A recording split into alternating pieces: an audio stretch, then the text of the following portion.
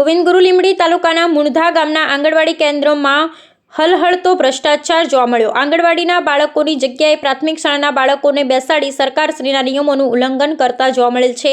તેમજ ખોટી હાજરીઓ પૂરી સરકારના નાણાં સગે વગે કરી પોતાના પેટ ભરવામાં આવી રહ્યો હોય તેવું જોવા મળી રહ્યું છે, જે પ્રાથમિક શાળાના બાળકોને બેસાડી ખોટી હાજરીઓ પૂરવામાં આવતું હોવાનું જાણવા મળ્યું। બીજી વાત કે ગામ લોકોને પૂછતા આંગણવાડીની મંજૂરી ભેદી ફળિયાની હોવા છતાંય તેનું બાંધકામ ભાભોર ફળિયામાં કરવામાં આવ્યું છે, જે ફળિયાની આંગણવાડી છે તે લાભાર્થીઓને લાભ આપવામાં આવતો નથી। આ કેન્દ્રની કાર્યકર પલાસ મનીષાબેન છે, જેમનો સ્થાનિક વહુ તરીકે ભાભોર મનીષાબેન શૈલેષભાઈ છે, જેઓ જ્યારથી નિમણૂક કરવામાં આવ્યા છે ત્યારથી આજ સુધી ભેદી ફળિયાના એક પણ બાળકોને સરકાર તરફથી જે પણ લાભ આપવામાં આવે છે તે મળેલ નથી।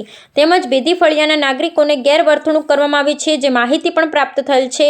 હવે જોવું રહ્યું કે જે તે અધિકારી કાર્યકર ઉપર એક્શન લેશે કે પછી આવું જ લોલમલોલ ચાલતું આવ્યું છે અને ચાલતું રહેશે।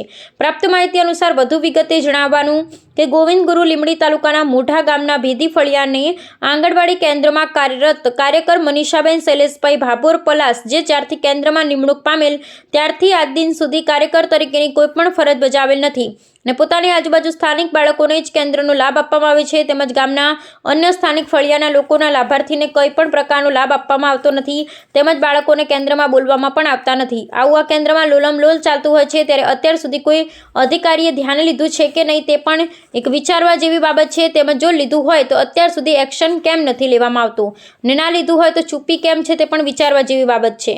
તેડાગરનું તમારું વર્કરનું શું નામ? મનીષાબેન। આખું નામ? પલાસ મનીષાબેન। એમ તો ભાભોર પલાસ નામથી ચાલે। આખું નામ બોલો। ભાભોર મનીષાબેન શૈલેષભાઈ। અને આપણે નિમણૂક થઈ એ નામ શું? ઓર્ડર મળ્યો એમાં શું નામ છે? પલાસ છેલ્લા। પલાસ મનીષાબેન। તમારું નામ? ભાભોર પ્રિયંકાબેન શાની મીટિંગ આજે? પ્રોગ્રામ છે। બીજો શનિવારે સરકારી કચેરીઓમાં રજા છે, તો આજે શાની મીટિંગ છે? કોને કરી મીટિંગ? બીજો અને ચોથો શનિવાર રજા રહેશે, તો આજે કોને મીટિંગ કરી છે?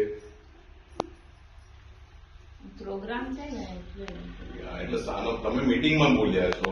હા, એટલે પ્રોગ્રામ તો મીટિંગ પ્રોગ્રામ છે, કામ હોય।